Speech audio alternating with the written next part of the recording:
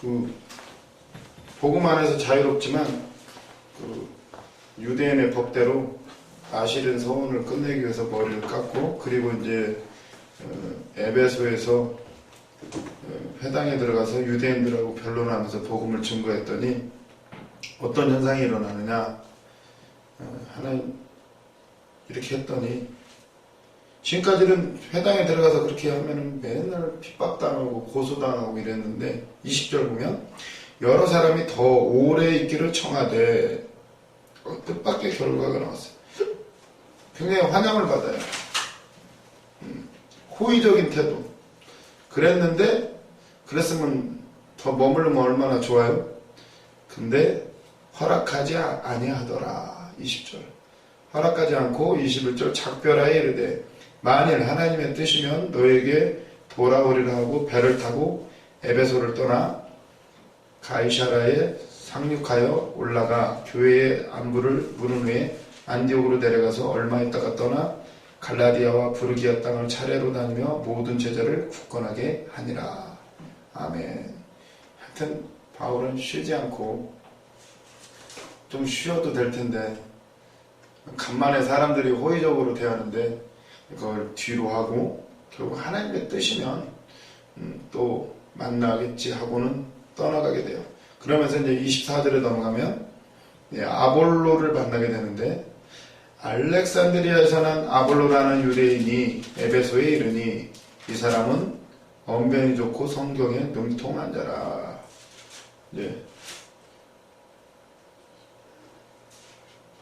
아볼로가 등장을 하게 돼요. 25절, 그가 일찍이 주의 도를 배웠대요. 아주 배웠다는 단어가 중요한데, 아볼로는 주의 도를 배운 사람이에요. 목사님들 많이 말씀하시죠? 말씀은 배우는 게 아니고 받는 거예요. 받는 거.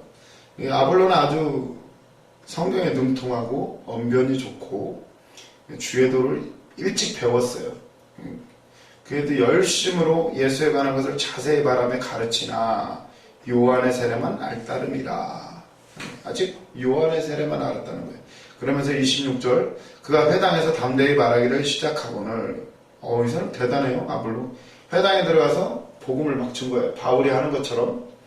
근데 이걸 듣고 있다가 브리스길라 아굴라가 듣고는 데려다가 하나님의 도를 더 정확하게 풀어 이르더라. 이렇게 나와요. 아직 요한의 세례는 딱 보니까 브리스길라 아굴라가 대단한 사람인 것 같아요. 벌써 복음 안에 확 들어간 사람인데 성령 충만하고, 딱 보니까 아주 똑똑하고 말도 잘하고 하는데 아직 복음까지는 아니고 요한의 세례다. 좀 데려다가, 그러니까 복음을 증거하는 이건 배운 복음인 거예요. 배운 복음. 그러니까는 그게 아니고 진짜 예수를 더 정확하게 풀어서 알려줬더니 27절에 아볼로가 아가야로 건너가고자 하므로 형제들이 그를 격려하며 제자들에게 편지를 써 영접하라 하였더니 그가 가매 은혜로 말미암아 믿은 자들에게 많은 유익을 주니 이는 성경으로서 예수는 그리스도라고 증언하여 공중 앞에서 힘있게 유대인의 말을 이김이러라. 아멘. 이 브리스길라 아굴라를 통해서 막 영으로 딱 접목이 되니까 원래 머리 좋지 말도 잘하지, 많은 유익을 주게 돼요. 그러면서 많은 사람들 앞에서 힘있게 유대의 말을 막 이겨버렸대요. 그러니까 복음으로만. 오늘 또 다른 게 아니라 말씀으로만 가능한 줄로 믿습니다. 뭐 여러 가지 막 설명하려고 할 필요가 없어요. 그냥 사도 바울도 오죽했으면 나는 그리스도의 십자가와 부활 외에는 전하지 않겠다. 왜냐? 그것 때문에 오히려 복음에 누가 될까 봐서 내가 세상 지식을 다 배설물로 버렸다. 그렇게까지 말을 했어요. 참 점점 더 깊이 들어갈수록 어떤 다른 미사여구나 그 지식이 아니라 진짜 복음, 그걸 깨닫기를 원해요. 그거면 돼요. 예수처럼 돼요. 예수. 그 위에는 방법이 없는 것을 믿으시기를 바랍니다. 담대하게 이제 복음을 전하게 되는데, 이 아볼로가 어디 출신이에요? 알렉산드리아 출신이에요. 알렉산드리아는 당시 이집트의 수도인데 굉장히 학문의 중심지예요. 그 알렉산드리아 세계에서 가장 큰 도서관이 있었대잖아요. 도서관이. 근데 거기 역사에 보면은 거기 화재가 발생해요. 책이 다 불탔대잖아요. 그 책이 남아있으면 지금 또 인류 역사가 또 달라졌을 거라고 이제 그렇게 말할 정도예요. 그 당시 이제 알렉산드리아는 이집트가 그 바벨론, 아수르 제국이 있기 전에는 최고였잖아요. 굉장히 오랫동안 최고의 도시였는데 아주 학문의 중심지였어요. 아주 아테네하고 아마 알렉산드리아 쌍벽을 이룰 정도인데 그래서 이 24절 프린트물 보시면 아볼로는 언변이 좋고 성경에 능통한 자이다. 반면에 바울은 그렇지 못했던 것 같다. 고린도후서 10장 10절에 보면 그 대목이 나오잖아요. 사람들한테 이제 고린도후서 바울이 이제 편지를 보내면서 내가 가만두지 않겠다 막 이렇게 엄포를 놓는데 고린도 10장 10절 그들의 말이 그의 편지들은 무게가 있고 힘이 있으나 그가 몸으로 대할 때는 약하고 그 말도 시원하지 않다 하니 이렇게 나와요. 고린도 교회에 이제 편지를 보내는데 사람들이 그런 거예요. 아니 바울의 편지를 받아보면 아주 말씀이 힘이 있고 이 말씀이 얼마나 좋아요. 로마서, 고린도전후서, 디모데전후서 뭐 말씀들이 얼마나 좋아요. 이렇게 편지로 볼 때는 진짜 바울 만나보고 싶다 이런데 막상 만나보면 사람이 좀 약하게 생기고 병도 있고 그리고 그 말도 시원찮아요. 별로 말을 들으면 좀 이게 지금 오히려 실망을 하게 돼요. 실망. 편지로 볼 때는 바울 만나봤으면 좋겠다 했는데 막상 만나보면 별로 볼품도 없고 별로 할렐루야 이런 음성도 아니고 되게 좀 말하는 게 시원찮은 거예요. 그러니까 사람들이 좀 무시를 했나 봐요. 그래서 오해도 많이 받게 되는데 별 볼 일 없다는 거예요. 그러니까 바울이 편지까지 보내면서 뭐라 그래? 고린도후서 10장 10절 다음에 11절 이런 사람은 우리가 떠나 있을 때 편지들로 말하는 것과 함께 있을 때 행하는 일이 같은 것임을 알지라. 야, 편지로 하는 말이나 내가 아무리 말을 잘 못해도 똑같은 하나님의 말씀인데 이러면서 12절 우리는 자기를 칭찬하는 어떤 자와 더불어 감히 짝하여 착감에 비교할 수 없느나 그러나 그들이 자기로서 자기를 헤아리고 자기로서 자기를 비교하니 지혜가 없도다 이러면서 그러나 우리는 분수 이상의 자랑을 하지 않고 오직 하나님이 우리에게 나누어 주신 그 범위의 한계를 따라 하느니 그건 어쩔 수 없다는 거예요. 나에게는 글 쓰는 재주는 있지만 말빨은 좀 딸리니까 어쩔 수가 없고 내가 생긴 것이 이러니 어쩔 수가 없고 그러나 나는 그거 개의치 않는다. 분수 이상 자랑 안 하고 하나님이 나에게 주신 그 범위 한계에 따라서 난 한다. 내게 주신 은사대로 인물이 좀 어쩔 수 없죠. 입술이 두꺼우면 두꺼운 대로 키가 작으면 작은 대로 하는 거지. 왜 그런 거 가지고 하냐 이러면서 15절에 또 보면 우리는 남의 수고를 가지고 분수 이상의 자랑을 하는 것이 아니라 오직 너희 믿음이 자랄수록 우리의 규범을 따라 너희 가운데서 더욱 풍성하여 지기를 바라노라. 그래서 17절 자랑하는 자는 주 안에서 자랑할지니라. 옳다 인정함을 받는 자는 자기를 칭찬하는 자가 아니요 오직 주께서 칭찬하시는 자니라. 아멘. 이렇게 편지를 보내요. 아볼로하고 굉장히 많이 비교를 당했던 거예요. 나중에 파가 생겨요. 아볼로파, 바울파, 게바파, 예수파 많은 파가 생겨요. 아볼로가 그 정도로 인기가 좋았다는 거예요. 그리고 또 보면 고린도전서 3장 5절에 보면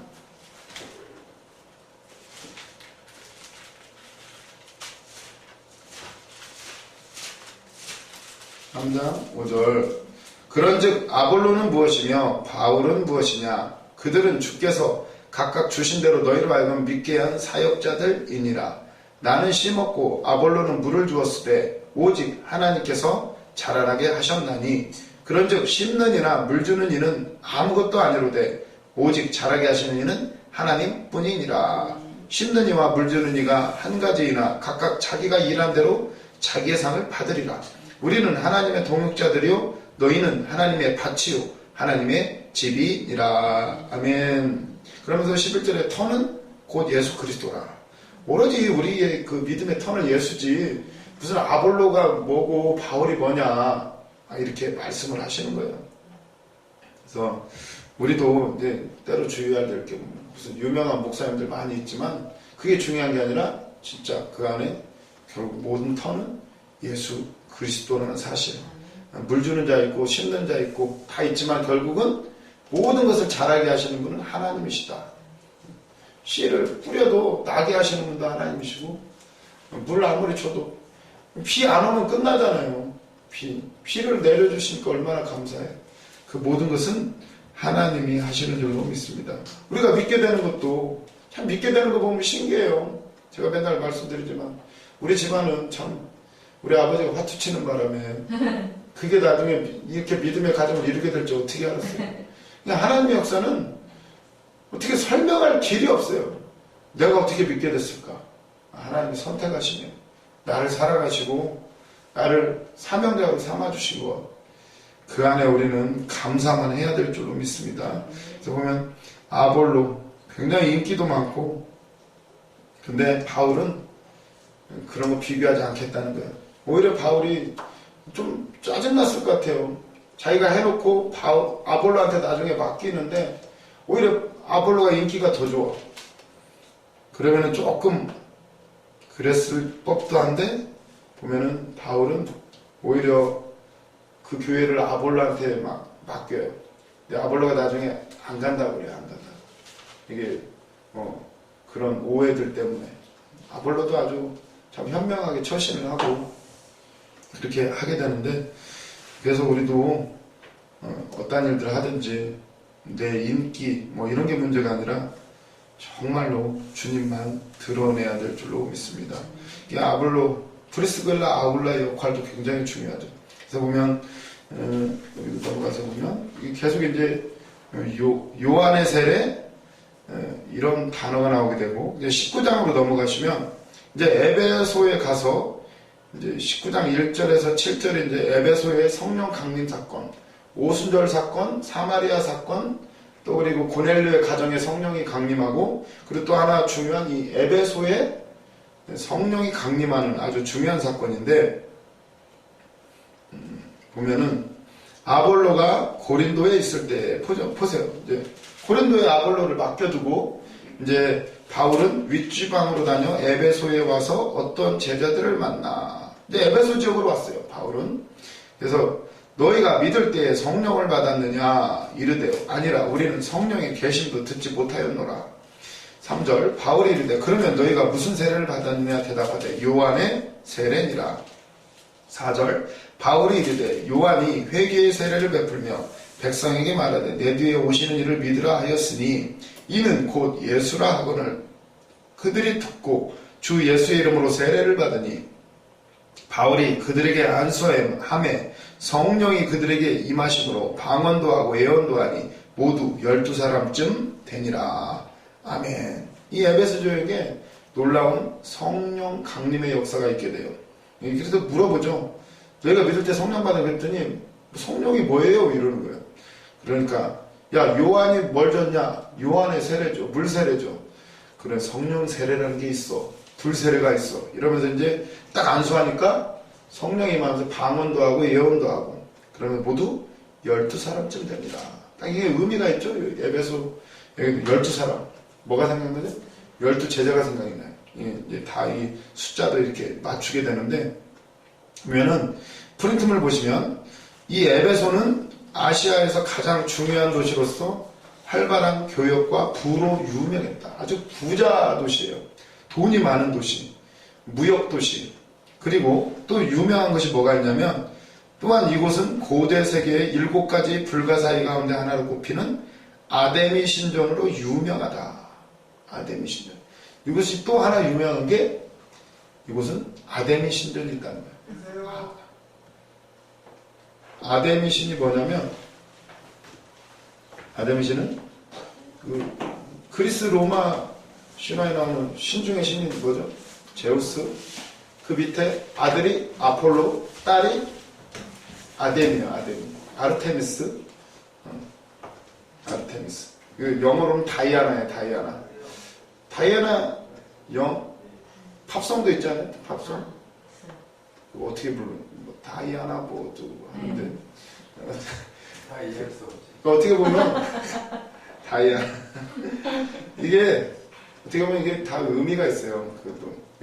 이 다이아나, 아르테미스, 이 아데미는 이 건강과 부의 여신이에요. 부의 여신. 우리가 가장 중요하게 생각하는 게 뭔가요? 제우스의 아들이 뭐라고요? 아폴로? 힘이에요, 힘. 정치력, 권력. 그리고 또 중요한 게 뭐가 있어요? 살아가는데. 결국 건강과 부. 사람들이 뭘 좋아할까요? 그리고 이 아데미 여신은 그래서 엄청나게 좋아하는 거예요. 건강하고 잘 먹고 잘 사는 거, 돈 많고. 그래서 이 아데미 신전이 그렇게 엄청나게 크대요.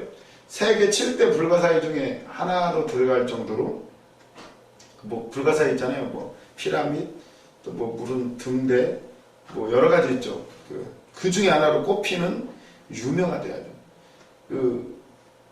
아테네에 가면 무슨 신전이에요? 파르테논 신전? 아주 유명하잖아요. 그 파르테논 신전 뭐 이렇게 된 거 알죠? 기둥만 네, 기둥만 그게 이제 파르테논 신전이 이렇게 생겼잖아요. 이렇게 하고 뭐 이렇게 생긴 거. 이게 롤스로이스의 또 상징이기도 하고 다 이게 차건 뭐건 모든 형상들이 사실은 다 이런 거 관계가 있어요. 그래서 보면 무슨 뭐 자동차 로고, 무슨 명품 로고 이런 것도 사실은 다 이런 신화, 이런 우상 숭배하고 다 관련이 있어요. 다 그래, 다. 모든 게. 사실 그걸 알면은 뭐 먹지도 말고 입지도 말고 해야 되겠지만 우리는 복음 안에서 자유롭기 때문에 아무튼 누리면 돼요. 그런데 이 아데미 신전은 굉장히 유명한데 아테네에 있는 파르테논 신전, 그게 가장 큰 신전 중에 하나인데 그거보다도 이 4배나 더 크대요. 이 아데미 신전은. 그래서 5월이면 축제가 열리면 전 세계에서 몰려든다는 이 신전을 보기 위해서. 그리고 아데미 신전, 건강과 부. 가장 좋아하는 게 우리가 건강하고 돈 많으면 최고잖아요. 그러니까 엄청나게 이곳으로 몰려드는 거예요. 몰려드는데 그래서 이제 그런 신전으로 유명한 곳인데 그곳에 가서 바울이 너희가 믿을 때 성령을 받았느냐 이렇게 말하는 거예요. 그러니까 그랬더니 요한의 세례만 한다는 거예요. 요한의 세례. 그래서 이제 여기 써놨죠. 프린트물에 요한의 세례, 물 세례, 예수의 세례, 성령 세례 이렇게 대비를 해놨어요. 그래서 우리는 성령 세례를 이미 받으셨고 우리가 예수 믿을 때 받게 되는데 물 세례는 이게 무슨 의미가 있느냐. 이게 결국 다 어떻게 보면 비슷한 얘기인데 굳이 구분을 하자면 베드로전서 3장 20절 21절 장진영 전도사님 한번 읽어주세요. 베드로전서 3장 20절 여기 물세례가 나와요. 그들은 전에 노아의 날 방주를 준비할 동안 하나님이 오래 참고 기다리실 때 복종하지 아니하던 자들이라. 방주에서 물로 말미암아 구원을 얻은 자가 몇 명뿐이니 겨우 8명이라. 21절 물은 예수 그리스도께서 부활하심으로 말미암아 이제 너희를 구원하는 표니 곧 세례라. 이는 육체의 더러운 것을 제하여 버림이 아니요 하나님을 향한 선한 양심의 강군이라. 아멘. 여기 물세례가 나와요. 이 물세례 우리가 또 어떻게 보면 이제 기원을 찾자면 노아의 방주도 얘기할 수가 있어요. 노아의 방주. 노아의 방주에서 이게 프린트물 보세요. 노아의 홍수 때에 물은 심판을 의미하게 돼요. 심판을. 그런데 참 근데 그 노아의 홍수 때 노아의 방주에 뭘 바르나요? 역청을 발라요. 역청. 물이 스며들지 않도록. 물은 심판을 의미하는데 역청은 물이 스며들지 않게 하는 거죠. 배가 뜨게 하고. 근데 이제 역청이라는 낱말을 어원을 더듬어 가면은 히브리어 그 역청이라는 낱말에서 히브리어 구원이라는 낱말이 파생하게 된대요. 참 이게 재미가 있어요. 그러니까 그 모든 말의 기원이 그렇게 돼 있는 거예요. 사실 모든 역사는 구원. 그래서 노아 홍수 때 물은 심판을 헤매게 되는데 순종하지 않는 결과는 죽음이었다. 반대로 물 위에 뜬 방주에 있던 노아와 가족은 구원을 얻게 되는데 심판의 징표이던 물이 구원의 표로 전환이 된다. 이것이 바로 물세례가 드러내고자 하는 메시지이다. 물세례. 우리가 세례를 받는 게 어떤 의미가 있나요? 원래 세례는 물에다 푹 잠겼다가 딱 끌어내죠. 마치 모세가 물에 던져졌다가 건져내지는 의미도 있고, 참 모세도 그 바구니에다가 역청을 치라고 그냥 나일강에 떠내려 버리잖아요. 이게 다 모든 게 이런 그 구원하고 연결이 돼요. 예수 그리스도 모형이 되게 되는데, 결국 이 물세례가 드러내고자 하는 메시지는 구원이에요. 구원. 물은 심판을 의미하는데 결국 이게 또 이 구원하고 맞닿아 있어요. 그 위에 떠 있는 노아의 방주, 약속대로 지어진 방주, 그 안에서 구원이 나타나게 돼요. 우리가 물세례를 받는 이유는 내 옛사람은 죽고 새 사람으로 거듭나는, 깨끗하게 씻는 의미도 있고 죽어지는 의미예요. 그래서 또 우리 이스라엘 백성들이 애굽에서 나와서 홍해를 건너는 것도 또 이게 세례의 의미가 있고, 그 얘기는 다 장사 지내는 거죠. 그래서 바로의 군대는 싹 죽어버리는 거죠, 옛사람들. 그러고 나서 이제 그런 의미가 있는데, 결국 다 구원하고 연결이 돼요. 구원하고 연결이 되는데, 굳이 뭐 구분을 하면 물세례는 이제 회개를 의미하게 되고, 성령세례는 거듭나서 이제 능력으로 쓰임받는, 일하는 그런 의미가 있는데, 또 성령 세례를 또 다시 한번 생각을 해보면 푸린틈을 마태복음 3장 11절, 그래서 우리 전사님, 남궁선 전사님, 마태복음 3장 11절. 나는 너희로 해겠게 하기 위하여 물로 세례를 주었나. 내 뒤에 오시는 이는 나보다 능력이 많으시니 나는 그의 신을 들기도 감당치 못하겠노라. 그는 성령과 불로 너희에게 세례를 주실 것이요. 아멘. 그 다음 12절. 손에 키를 들고 자기의 타작마당을 정하게 하사 알곡은 모아 곳간에 들이고 쭉정이는 꺼지지 않는 불에 태우시리라. 아멘.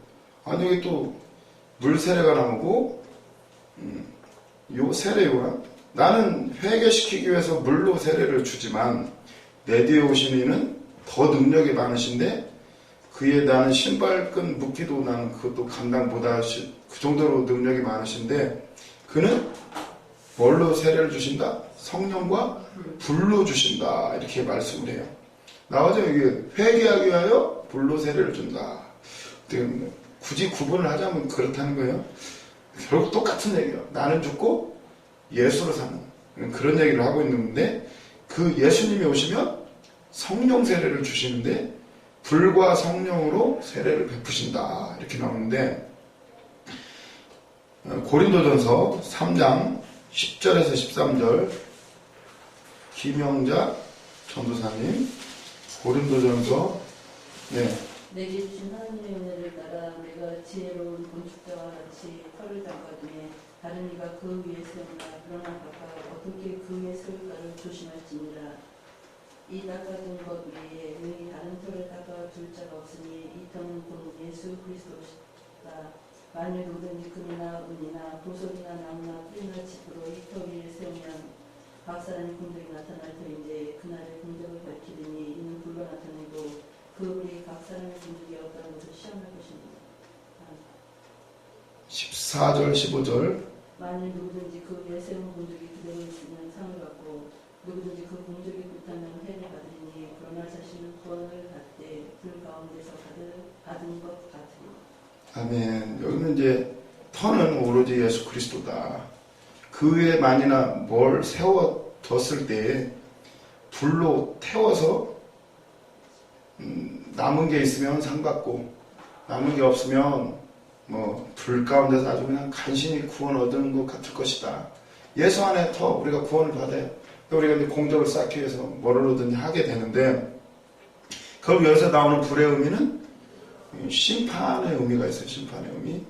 태워서 남으면 뭐 믿음만 남겠죠. 남으면 상을 받는데 없으면 아주 그냥 간신히 간당간당하게 구원받게 되는.